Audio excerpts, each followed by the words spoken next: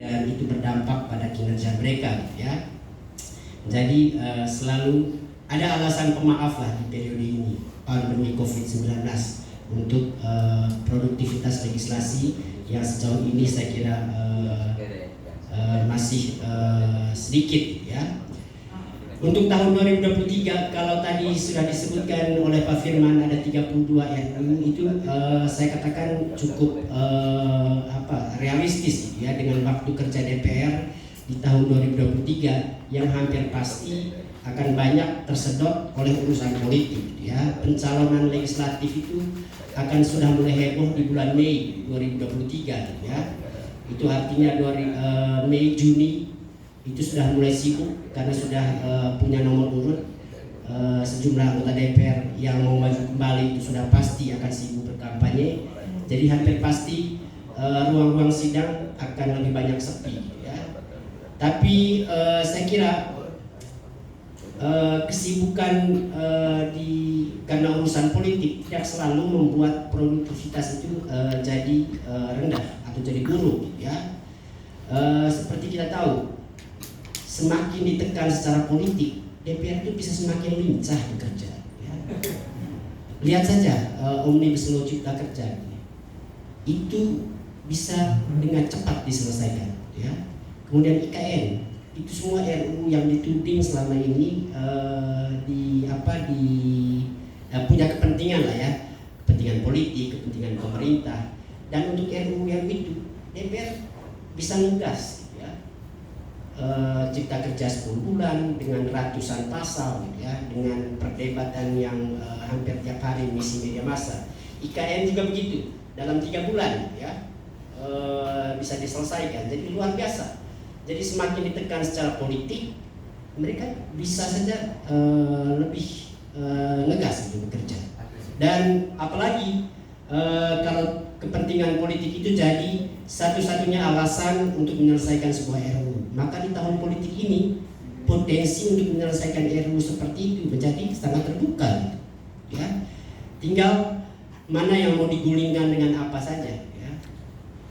Itu pasti akan dengan mudah. Jadi saya kira sih kalau bicara soal optimisme, saya cukup optimis bahwa dengan 32 RUU itu separohnya itu bisa diselesaikan di 2023 ini.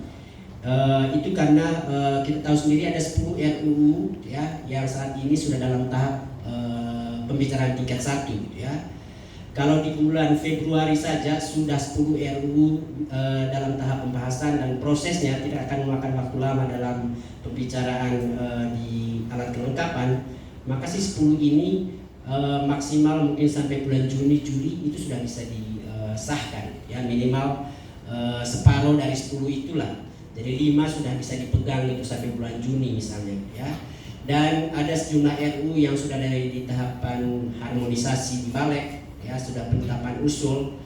Saya kira ada modal karena sebagian besar RUU itu sudah dibahas atau dikerjakan sejak tahun 2022, sehingga mestinya di tahun 2023 ini DPR tinggal kemudian merampungkan apa yang sudah dimulai, baik yang di tahap penyusunan, di tahap harmonisasi, di tahap pembahasan atau pembicaraan tingkat 1, gitu, ya. Tentu saja ada beberapa catatan, misalnya terkait sejumlah RUU. Pertama, revisi RUU Ibu Kota Negara, gitu, ya. Saya sih tidak bicara soal isinya, gitu, ya. Saya tidak bicara soal apakah saya mendukung atau tidak itu perpindahan itu. Tapi dari proses legislasi saja, bagaimana bisa sebuah RUU yang bahkan belum dieksekusi tuntas itu sudah direvisi lagi, ya. Itu aneh itu. RUU apa? Aturan di ruang kelas saja itu bisa bertahan sampai bertahun-tahun. Ini untuk negara. Belum sampai 1 tahun sudah direvisi lagi. Jadi jangan bilang bahwa secara proses atau secara kualitas juga sudah ada jaminan bahwa sudah berlangsung baik, ya. Tentu ada harus diakui revisi yang terlalu cepat itu membuktikan bahwa ada yang salah saat proses pembahasan. Jangan-jangan waktu terlalu cepat sehingga luput untuk kemudian membicarakan detail soal apa yang penting untuk ibu kota negara, ya. Saya kira revisi undang-undang informasi dan transaksi elektronik itu juga perlu jadi catatan, karena sudah sejak tahun lalu saya kira Presiden punya keprihatinan soal ada banyak kasus kriminalisasi karena undang-undang ITE ini, ya. Sehingga saya kira ini juga jadi satu hal yang mesti bisa direspon cepat oleh DPR. Jangan tunggu sampai pemilu kampanye, ya. Karena undang-undang ini sangat dibutuhkan saat kampanye nanti. Kalau tidak dibenahi sebelum kampanye, akan ada banyak korban lagi saat kampanye nanti menggunakan undang-undang ITE ini. Jadi saya kira ini penting untuk disampaikan kepada DPR agar ini bisa segera dibahas, ya. Ada beberapa yang lain, saya kira misalnya PPRT itu juga penting saya kira untuk didahulukan, ya.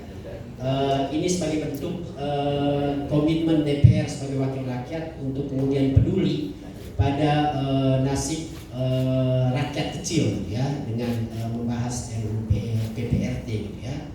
Sedangkan terkait omnibus law kesehatan, ya, saya kira juga ada masalah serius, ya.